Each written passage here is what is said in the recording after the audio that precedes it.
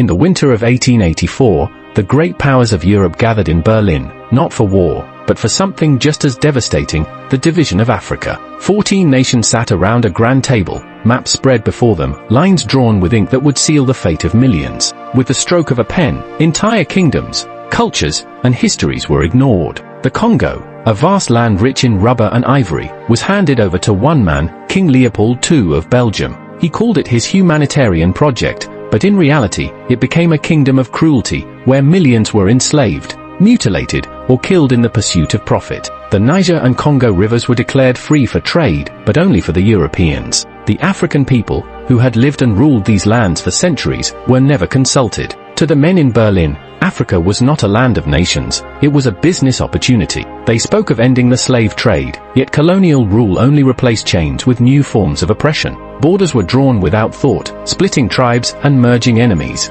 planting the seeds of future conflicts that would haunt Africa for generations. And when the conference ended in February 1885, Africa had been carved up like a feast, its people left powerless in their own lands. The scramble for Africa had begun, and the wounds of Berlin would shape the continent's future forever.